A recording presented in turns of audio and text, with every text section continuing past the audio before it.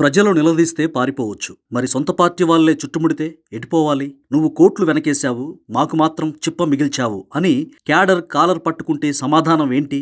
నడక మానేసి బస్సు ఎక్కినా ఆ బస్సు టైర్లు పీకేసే బ్యాచ్ ఇంట్లోనే ఉందిగా. 2024 దెబ్బకు బెంగళూరు ప్యాలెస్లో సేదతీరుతున్న జగన్ ఇప్పుడు కొత్త రూట్ మ్యాప్ రెడీ చేస్తున్నాడు.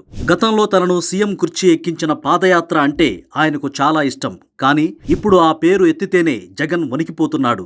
ఎందుకంటే బయట జనం ఇసుక, లిక్కర్ స్కాముల గురించి అడుగుతారనుకుంటే లోపల సొంత పార్టీ శ్రేణులే మా బతుకులు ఏం చేశావ్ అని గర్జిస్తున్నారు. తనను నమ్ముకొని జెండాలు మోసిన కార్యకర్తలు ఇప్పుడు నువ్వు మాత్రం లక్షల కోట్లు దోచుకుని ప్యాలెస్లు కట్టుకున్నావు, మమ్మల్ని మాత్రం రోడ్డున పడేశావు అని బాహాటంగానే విమర్శిస్తున్నారు. పాదయాత్ర చేస్తే గడప గడపకు వెళ్ళాలి, అక్కడ సొంత పార్టీ వాళ్లే ఎదురొచ్చి మా బిల్లులు ఏవి, మా పదవులు ఏవి, మాకు ఎప్పుడు న్యాయం జరుగుతుంది అని నిలదీస్తే సీన్ రివర్స్ అవుతుంది. అందుకే బస్సు ఎక్కితే కనీసం డోర్లైనా వేసుకోవచ్చు అన్నది ఆయన master plan. Liquor scam, Tirumala laddu వివాదం లాంటివి చాలవన్నట్టు ఇప్పుడు సొంత పార్టీ నేతల తిరుగుబాటు జగన్ కు నిద్ర లేకుండా చేస్తోంది. తాను మాట్లాడితే ఎక్కడ తన సొంత నేతలే మైక్ లాక్కొని తన బండారం బయట పెడతారో అని భయం.